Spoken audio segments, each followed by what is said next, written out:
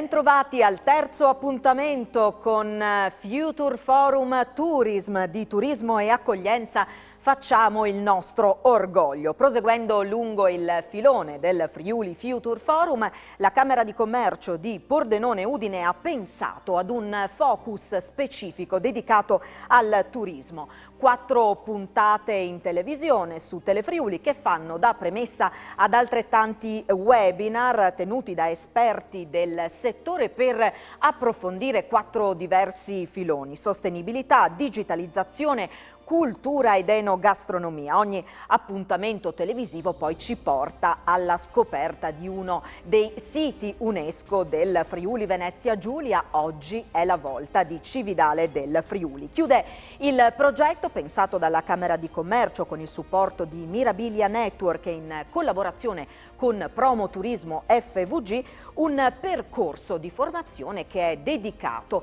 ad imprenditori e lavoratori del settore. In Friuli Venezia Giulia, vale la pena di ricordarlo, il turismo conta 11.000 imprese attive e tra i 38.000 e i 40.000 addetti.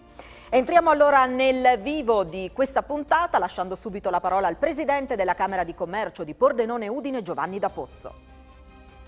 Benvenuti alla terza puntata di Future Forum Tourism, organizzata dalla Camera di Commercio di Udine e Pordenone. Questa sera di cosa parleremo? All'interno dei nostri siti UNESCO che abbiamo voluto valorizzare in queste trasmissioni, in questi webinar, stasera parleremo di Cividale, ma anche di quella che è l'aspetto dell'economia culturale. Questo è un binomio che si sposa benissimo, soprattutto parlando della nostra località con questa grande storia longobarda, e va a valorizzare il mondo della cultura, che è una delle tante declinazioni all'interno quella che io definisco l'economia dell'ospitalità, che nella nostra regione hanno delle potenzialità veramente molto importanti. Quindi vi auguro una piacevole serata, sapendo che ci sarà seguito domani del webinar legato appunto a questa tematica. Partner della Camera di Commercio in questa nuova sfida è Promo Turismo FVG. Sentiamo il direttore marketing Bruno Bertero. Il cambiamento del mercato turistico, le sfide che gli operatori devono affrontare quotidianamente per riprendere quella fetta di mercato che la pandemia ha cancellato nell'arco degli ultimi mesi. Queste sono le sfide per gli operatori. Sono sfide importanti che devono essere sostenute con un percorso di formazione di alto livello, di contenuti e di strumenti per permettere quella che è l'innovazione di prodotto. Nella collaborazione tra Camera di Commercio e Promo Turismo FVG, nella sessione odierna parleremo di turismo culturale, come l'evoluzione del turismo culturale rappresenti una sfida per la nostra destinazione, come il prodotto culturale risponda sempre più a esigenze profilate di turisti che necessitano risposte ai loro bisogni. La difficoltà di identificare i bisogni latenti dei nostri visitatori diventa oggi la vera sfida degli operatori. Ecco che la formazione diventa uno strumento importante per interpretare e comprendere i nuovi modelli dei nuovi viaggiatori. Usciamo allora dallo studio per andare direttamente nel territorio. La guida turistica Tiziana Zamai ci introduce al sito UNESCO di Cividale e poi, come sempre, Walter Filipputti ci porta alla scoperta di interessanti realtà del territorio. Siamo a Cividale del Friuli, sito UNESCO dal 2011, all'interno del sito seriale I Longobardi in Italia, i luoghi del potere 568-774 d.C. Tra l'altro ricordiamo che il 25 giugno del 2021 sarà il 10° anniversario della missione nell'elenco dei siti patrimonio dell'umanità dell'UNESCO, e così come fu nel 2011 il parroco suonerà le campane a festa per ricordare questo evento così importante. Cividale fu fondata dai Romani secondo la tradizione proprio da Giulio Cesare nel I secolo a.C. come Forum Iulii. Da questo nome deriva anche il nome della regione Friuli. Nel 568, quando i Longobardi arrivarono in Italia, Cividale divenne la capitale del primo ducato longobardo in Italia e iniziò una fioritura per questa città che divenne un importante centro ricco di storia e di arte. Con l'arrivo poi dei Franchi, la città venne rinominata Civitas Austriae, che significa città dell'Oriente. Da qui deriva il nome Cividale. Sicuramente da visitare, da non perdere a Cividale è il Tempietto Longobardo, un luogo importantissimo proprio per quanto riguarda i luoghi longobardi in Italia. Il Tempietto Longobardo è stato individuato come la cappella della Gastaldaga. La Gastaldaga era la sede del Gastaldo, ovvero il rappresentante amministrativo del re longobardo qui a Cividale. Questo stupendo esempio di arte alto medievale è stato realizzato nel VIII secolo, sia la struttura architettonica che la splendida decorazione a stucco, che era colorata e decorata da paste vitree. Un altro luogo da non perdere per scoprire l'arte e la storia dei Longobardi è sicuramente il Museo Archeologico Nazionale, dove potete ammirare la Croce di Gisulfo, ad esempio, un esempio dell'arte orafa longobarda. Oltre a visitare il Museo Cristiano e Tesoro del Duomo, all'interno del quale potete ammirare altre preziosità dell'arte e della cultura longobarda, come ad esempio l'altare di Ratchis e il battistero di Callisto, Cividale è una città da vivere, da passeggiare, proprio per godere di questo splendido borgo. Dopo la perfetta, esaustiva introduzione culturale e storica che ci ha fatto la bravissima Tiziana, sono qui con Manlio Boccolini, cividalese doc.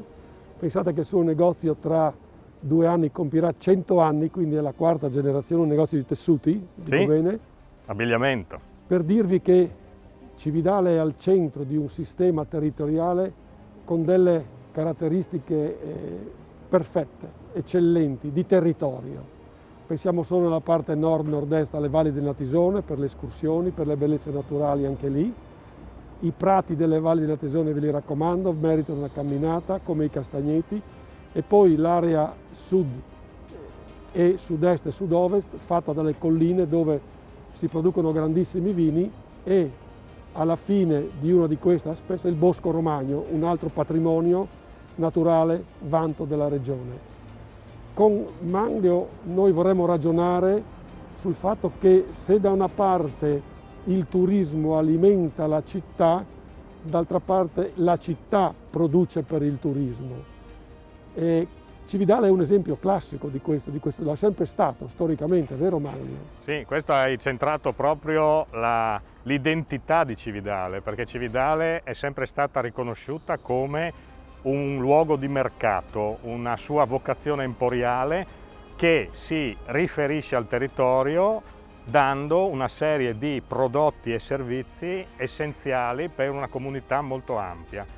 E questo ha creato questo scambio tra chi frequenta Cividale per turismo e per le sue attività e chi vive a Cividale e opera nella sua attività economica proprio per fornire questo tipo di prodotti e servizi a chi viene nella nostra città. Infatti c'è una storia o leggenda, non lo sappiamo apertamente, però la storia della Gubana che nasce nelle valli del Natisone. A Cividale se ne fa un'altra un po' diversa, più nobile, perché qui c'era la classe nobile che viveva. Ecco, la Gubana pare che fosse stato il lasciapassare per entrare sul mercato della città di Cividale. Uno si presentava con la Gubana e poteva passare. Queste storie dimostrano questo collegamento col territorio, che poi è l'essenza del turismo, è vero? È l'essenza, esattamente, il fatto del movimento, della circolarità delle persone è l'essenzialità del turismo, e questo è ancora più evidente oggi, visto che viviamo in una situazione di temporanea immobilità. Tutti penso si siano resi conto quanto sia importante e fondamentale il fatto dell'interscambio tra le persone e la movimentazione delle persone, che crea ricchezza per un territorio, e questo deve essere il modo in cui dobbiamo muoverci da oggi anche in avanti per riuscire a mantenere questa mobilità che porterà sicuramente a uno sviluppo ulteriore della città. In friulano si dice non è mai un mal che è un ben. Esatto. In effetti in questa situazione molti di loro che snobbavano questo settore enorme, di un'enorme importanza come il turismo, capiranno che senza il quale si è fermato praticamente tutto. E questo è un monito che noi facciamo e lo facciamo agli operatori turistici, alla loro capacità di accogliere, al fatto che il turismo si sta modificando in meglio, oltre che il turismo di massa, verso tanti settori dove serve un'accoglienza molto particolare, spontanea diciamo, non in smoking, tanto per capirci, ma culturalmente preparati, dove il turista deve cogliere, vivere, soprattutto vivere le esperienze di un territorio, e ne abbiamo tantissimi. Uno di questi è Cividale del Friuli.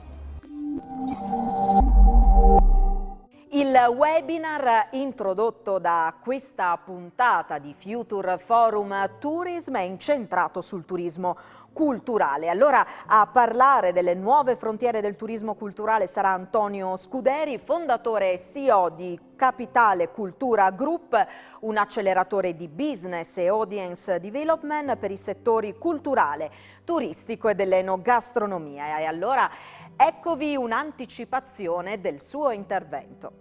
L'ultimo anno, la crisi del Covid, hanno cambiato per sempre il turismo, in particolare il turismo culturale. L'impossibilità di visitare direttamente i luoghi, di fare un'esperienza tutta personale, ha accelerato in maniera straordinaria la fruizione digitale della cultura e dell'esperienza turistica.